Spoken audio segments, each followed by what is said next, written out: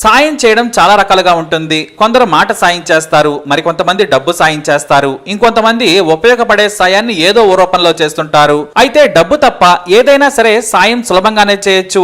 డబ్బు సాయం చేయాలంటే చాలా మందికి కుదరకపోవచ్చు.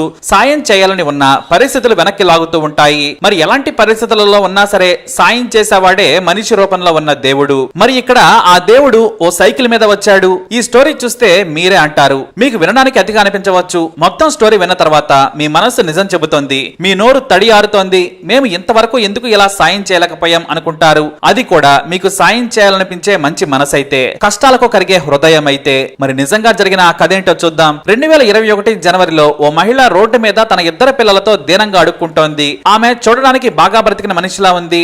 ఒక షాపులో మేనేజర్ గా పనిచేసే యువకుడు వారిని చూసి బండాపాడు. తాము ఊరెళ్ళాలి, ట్రైన్ కు డబ్బులు లేవు, తినడానికి తిండి కూడా లేదు, నాకు తిండి లేకపోయినా పర్వాలేదు, ఊరెళ్లేందుకు సాయం చేయమని ఆ మహిళ దీనంగా అడిగింది. ఆమె పిల్లలకు ఆత్మాభిమానం అడ్డొచ్చి తల్లికి దూరంగా నిలబడ్డారు. ఆ యువకుడు ముందు ఏమీ మాట్లాడలేదు. మీరు ఇక్కడే ఉండమని చెప్పి కొంత దూరం వెళ్లి భోజనం పార్సల్ పట్టుకుని వచ్చి ఇచ్చారు. ముందు భోజనం చేయండి, మీ టికెట్ కు నేను డబ్బులు ఇస్తానని చెప్పి 2000 రూపాయలను వారి చేతిలో పెట్టాడు. ఆ తర్వాత మీరు ఊరెళ్ళాక అక్కడ ఎలా బ్రతుకుతారని ఆ మహిళను అడిగాడు ఆ యువకుడు. మేమంతా ఊళ్ళో కూలి పని చేసుకుంటూ బ్రతుకుతామని చెప్పింది. కానీ అతనికి ఎందుకు నచ్చలేదు. కాదు, పిల్లలను చదివించండి, నాకు చేతనైనంత సాయం చేస్తాను, మీరు ఓకే అంటే మీ స్టోరీని ఫేస్బుక్ లో పెడతానన్నాడు ఆ యువకుడు.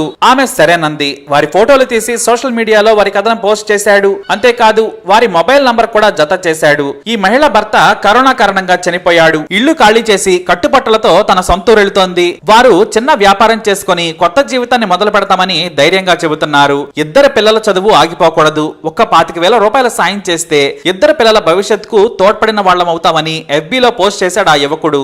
ఎంతో మంది అతని దగ్గర స్నేహితులు చదివినా రెస్పాండ్ కాలేదు. అయితే ఆ యువకుడి FB పోస్ట్ కి ఓ కమెంట్ వచ్చింది. నా నంబర్ కు కాల్ చేయండి అని ఓ నంబర్ పోస్ట్ చేశాడు ఆ యువకుడు. సరేనని కాల్ చేశాడు ఆ పోస్ట్ పెట్టిన వ్యక్తి. నిజంగా ఆ మహిళ స్టోరీ నిజమేనా, లేదంటే డబ్బు కోసం అబద్ధం ఆడుతున్నారా అని అవతల వైపు వ్యక్తి అడిగాడు. లేదు, నిజంగానే అని చెప్పాడు ఈ యువకుడు. వెంటనే ఆ డబ్బులు నేనిస్తానన్నాడు ఆ ఫోన్ లో మాట్లాడిన యువకుడు. ఆ తర్వాత డైరెక్ట్ గా ఆ మహిళతోనే మాట్లాడించాడు. ఒక ఫ్రిడ్జ్ తో పాటు కిరాణా సామాను కొనుక్కుంటానని చెప్పడంతో వెళ్లి కొనండి, నేను డబ్బులు పంపిస్తానని చెప్పాడు ఆ యువకుడు. నిజంగానే ఆమె వ్యాపారం మొదలు పెట్టేందుకు అయిన 25,000 రూపాయలను ఆమె వ్యాపారం చేసుకునేందుకు సాయం చేశాడు. తిరిగి ఆ మహిళ ఫోన్ చేసి కృతజ్ఞతలు చెప్పుకుంది. అంతేకాదు FB లో పోస్ట్ చేసిన ఆ యువకుడికి ఫోన్ చేసి ఆ పోస్టు తీసేయమని చెప్పాడు. ఆమెకు సాయం అందిందన్నాడు. ఇదంతా కూడా 40 నిమిషాల్లో గడిచిపోయింది. ఇంతకీ అసలు మీరెవరని పోస్ట్ పెట్టిన వ్యక్తి అడిగితే నా పేరు జగదీష్ అని అడ్రస్ చెప్పాడు. విషయం ఏంటంటే ఈ పోస్ట్ పెట్టిన వ్యక్తి యొక్క పక్క గ్రామమే ఆ జగదీష్ ది. పోస్ట్ పెట్టిన 40 నిమిషాల లోపే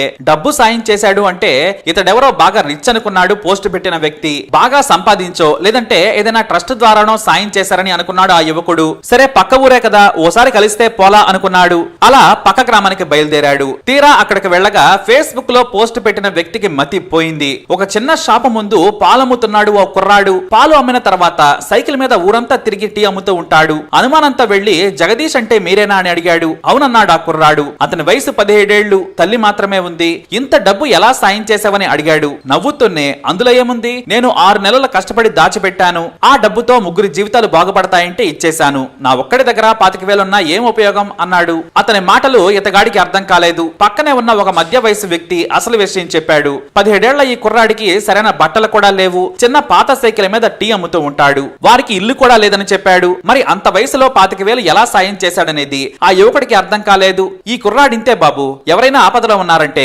సైకిల్ అమ్మైనా సాయం చేసేస్తాడు, అనాథాశ్రమంలో వృద్ధులకు తిండి కూడా పెడుతున్నాడు, అడుక్కునే వారి ఆకలి కూడా తీరుస్తాడని చెప్పాడు. ఒకవైపు ఆ యువకుడు మాట్లాడుతూ ఉండగానే సైకిల్ మీద టీ అమ్మేందుకు వెళ్లిపోయాడు జగదీష్. ఇక్కడ ఆశ్చర్యం ఏంటంటే పోస్ట్ పెట్టిన వ్యక్తి పెద్ద మేనేజర్. తలుచుకుంటే ఆ 25,000 అతనే ఇవ్వచ్చు. ఓ FB పోస్ట్ ద్వారానే ఆయన సాయం చేయాలనుకున్నాడు. జగదీష్ కంటే అతను బాగా రిచ్ కూడా. అప్పుడు అనుకున్నాడు, ఇంతటి సాయం నా వల్ల కాలేదే అనుకుంటూ ఆ యువకుడు అక్కడి నుంచి వెళ్లిపోయాడు. ఏ స్థాయిలో ఉన్నమన్నది కాదు, సాయం చేసే మనసుండాలి. అందుకే అంత చిన్న కుర్రాడైనా చేతులెత్తి దండం పెట్టి దూరంగా వెళుతున్న ఆ కుర్రాడినే చూస్తుండిపోయాడు ఆ యువకుడు. ఫేస్బుక్ లో పోస్ట్ పెట్టి సాయం చేసినందుకే తెగ మురిసిపోతున్నాను, 25,000 ఇచ్చినా పెద్దగా పట్టించుకొని ఆ కుర్రాడు నిజంగా మనుషుల్లో దేవుడు అనుకున్నాడు ఆ వ్యక్తి. ఇప్పుడు చెప్పండి, సాయం చేయడానికి మనసుండాలి, మరి ఆ కుర్రాడు నిజంగానే దేవుడు అంటారా? మీ అభిప్రాయాన్ని తప్పకుండా కమెంట్ ద్వారా తెలియజేయండి. వీడియోని లైక్ చేయండి, షేర్ చేయండి, మా ఛానల్ ని సబ్స్క్రైబ్ చేసుకోండి.